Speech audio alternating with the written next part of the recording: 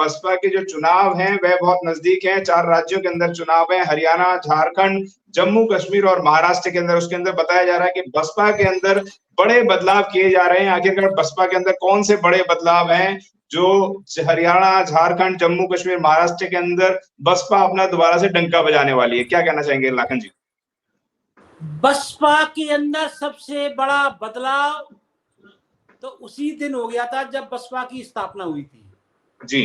Bahujan Samaj party एक राजनीतिक party नहीं है, एक विचारधारा है। जैसे हमारे वकील साहब ने बोला है कि भारतीय संविधान, तो बहुजन समाज पार्टी भारतीय संविधान के अकॉर्डिंग बनी हुई है। और आज वर्तमान में पूरे देश के अंदर तो 4 राज्यों में चुनाव होने जा रहे हैं जी। बहुजन समाज पार्टी बड़ी मजबूती के साथ भारतीय संविधान को बचाने के लिए और आरक्षण को 9वीं अनुसूची में डालने के लिए, डलवाने के लिए लड़ाई लड़ेगी।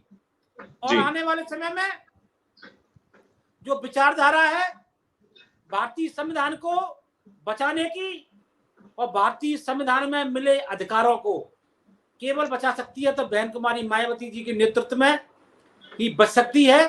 बहुजन समाज पार्टी हरियाणा एवं जो 4 राज्यों में चुनाव होने जा रहे हैं उन राज्यों के अंदर बहन जी ने बोल दिया है सभी पदाधिकारियों से, प्रभारियों से, प्रदेश अध्यक्षों से कि राजनीतिक नुकसान हम झेल सकते हैं मगर किसी भी कीमत पर सामाजिक नुकसान हम झेलेंगे नहीं।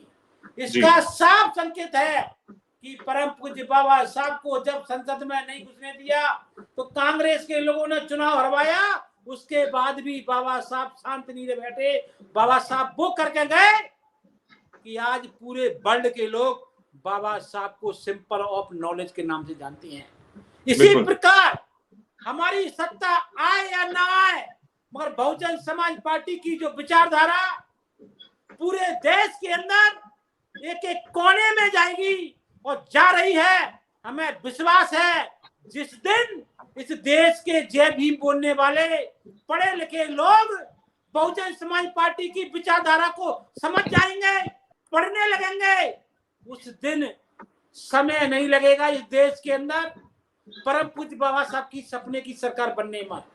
याद रखें वो दिन बहुजन समाज पार्टी का आज जो कार्यकर्ता है विपरीत परिस्थितियों में भी बहुजन समाज पार्टी की विचारधारा के साथ है।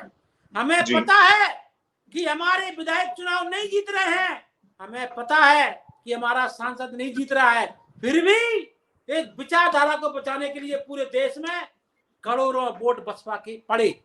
और जो लोग कह रहे हैं कि बीएसपी खत्म हो चुकी है तो मैं उन लोगों को बता देना चाहता हूं 21 तारीख का जो आंदोलन हुआ वो कांग्रेस, बीजेपी एवं मनुवादी पार्टियों के लोगों के लिए एक बहुत बुरा संकेत है। इसको समझें। ये मत सोचना कि हम कमरे के अंदर ही कुछ प्लानिंग करते हैं। याद रखें जिस दिन बहुजन समाज पार्टी पूरी मजबूती के साथ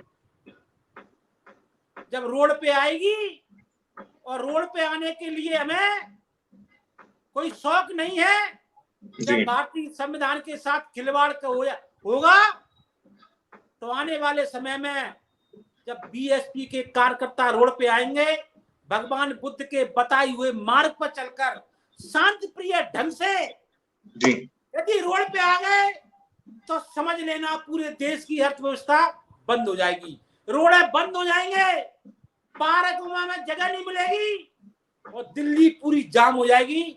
जो मैं आपके चैनल के माध्यम से मनुवादी सरकार को बता देना चाहता हूं बहुत जल्दी इस देश के अंदर जो संविधान को संशोधन कर करके जो लोग खत्म कर रहे हैं, सुप्रीम कोर्ट के माध्यम से जो जजमेंट पास करवा रहे हैं, जो आरएसएस के लोग हैं वो इस देश में राम राज लाने के लिए प्रयास कर रहे हैं, तो हम ये किसी भी कीमत पर होने नहीं देंगे। हमारे पास भगवान बुद्ध का बताया हुआ मार्ग है और परम पूज्य बाबा साहब का दिया हुआ अभी संविधान है। संविधान की अभिव्यक्ति की आजादी के तहत हमें अधिकार मिले हुए हैं। जब देश की सरकार हमारी बात नहीं सुनेगी तो हम शांति प्रिय ढंग से रोड पे हमें आना पड़ेगा।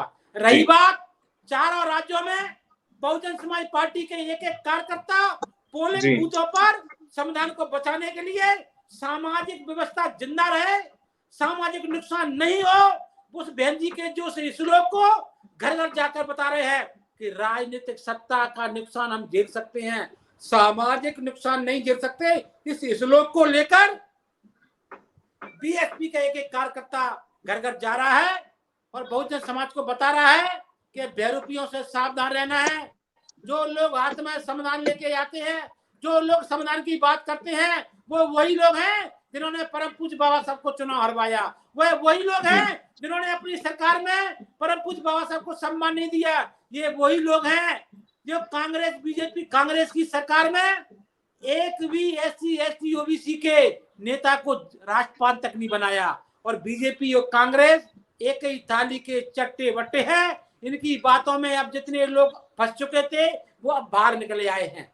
सारे बहुजन समाज के लोग एक मंच पर आकर सामाजिक व्यवस्था को जिंदा रखने के लिए, समानता बंधुता भाईचारा को जिंदा रखने के लिए, भारतीय संविधान को बचाने के लिए 21 तारीख में एक हुए और आने वाले समय में भी एक होंगे।